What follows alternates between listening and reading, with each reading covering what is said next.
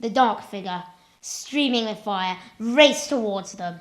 The orcs yelled and poured over the stone gangways. Then Boromir raised his horn and blew. Loud the challenge rang and bellowed, like the shout of many throats under the cavernous roof.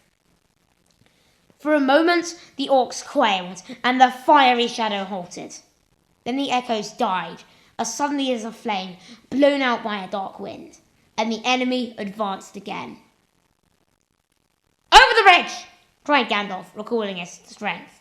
"Fly! This is a foe beyond any of you. I must halt the narrow way. Fly!" His enemy halted again, facing him, and the shadow about it reached out like two vast wings. It raised the whip, and the thongs whined and cracked. Fire came from its nostrils, but Gandalf stood firm.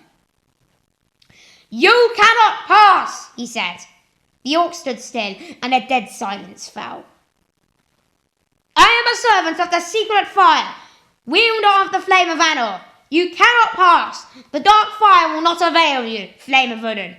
Go back to the shadow. You cannot pass."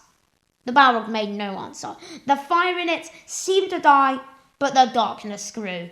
It stepped forward slowly onto the bridge, and suddenly it drew itself up to a great height, and its wings were spread from wall to wall. But still Gandalf could be seen, glimmering in the gloom. He seemed small and altogether alone, grey and bent, like a wizened tree before the onset of a storm. "You cannot pass," he said. With a bound, the Balrog leaped full upon the bridge. Its whip whirled and hissed. "He cannot stand alone," cried Aragorn suddenly, and ran back along the bridge. "Elendil!" he shouted. "I am with you, Gandalf."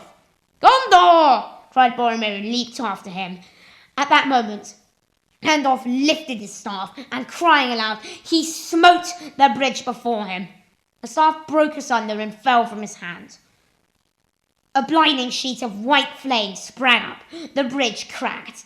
Right at the Balrog's feet it broke, and the stone upon which it stood crashed into the gulf, while the rest remained, poised, quivering like a tongue of rock, thrust out into emptiness. With a terrible cry, the Balrog fell forward, and its shadow plunged down and vanished. But even as it fell, it swung its whip, and the thongs lashed and curled about the wizard's knees, dragging him to the brink. He staggered and fell, grasped vainly at the stone, and slid into the abyss. "Fly, you fools!"